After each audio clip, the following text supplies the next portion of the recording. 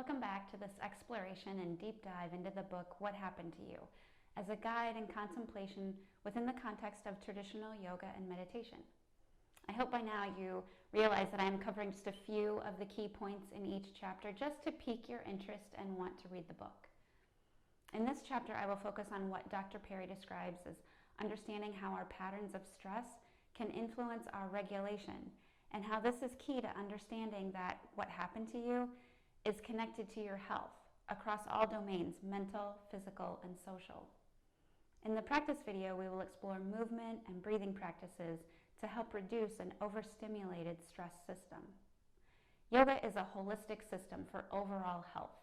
There is much research showing how yoga helps reduce inflammation and regulate cortisol. Too much cortisol suppresses our immune system, thereby leading to inflammation.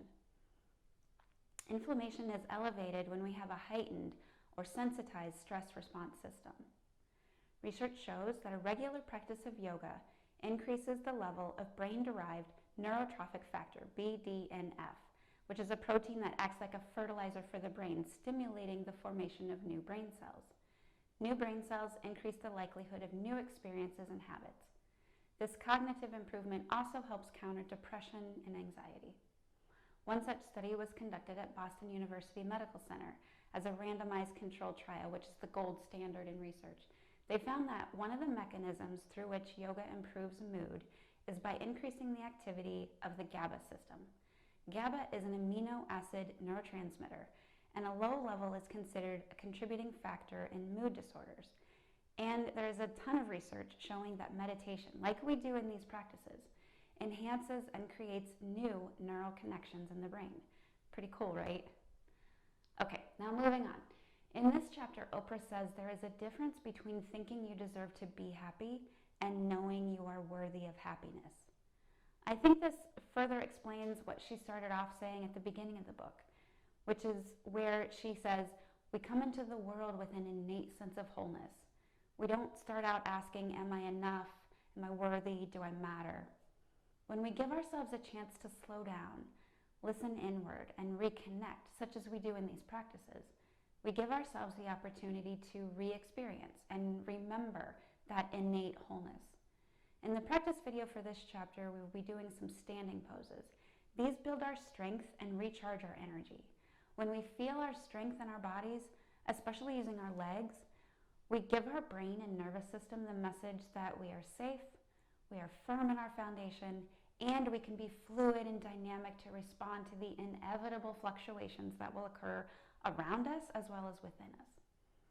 Dr. Perry says that your individual relational health, meaning your connectedness to family, community, and culture, is more predictive of your mental health than your history of adversity. He also emphasizes that the timing of adversity makes a huge difference. If the first 2 months of life include patterns of inconsistent, unpredictable stress, this often leads to a sensitized stress response. He then describes the power of brief, positive caregiving interactions. These can be as little as a few seconds. If the interaction is fully present and connected, it can have more meaning and power than 1 hour of therapy. The key here is that the interaction needs to be rewarding, regulating, and bonding. For this reason, I encourage you to find a partner for at least the end of the practice session. Reprogramming and creating new neural pathways toward freedom and away from fear or unworthiness is not something that happens to us by thinking or talking, but rather it happens through us and requires surrender, what the Yoga Sutras term Ishvara Pranidhana. While we can't undo what has happened to us by practicing deep surrender, we come back to remembering who we are, spiritual beings having a human experience. For those interested in the translation, the term Ishvara means supreme being, ultimate reality, nature, God, or highest self. Pranidhana means fixing. This sutra means making each action an offering to something higher than ourselves. Now, if this doesn't resonate with you, then just think of how these practices can help you stay healthy enough, mentally as well as physically, to help those around you. It's also worth repeating that we cannot give to others what we don't have within ourselves. Remember, this chapter is all about understanding how what happened to us affects all domains of our lives. If surrendering seems too challenging or scary because, let's face it, our ego or sometimes our trauma wants us to hold on to patterns and habits, then let's remind ourselves that remaining fixed in our mindset leads to limited life experiences.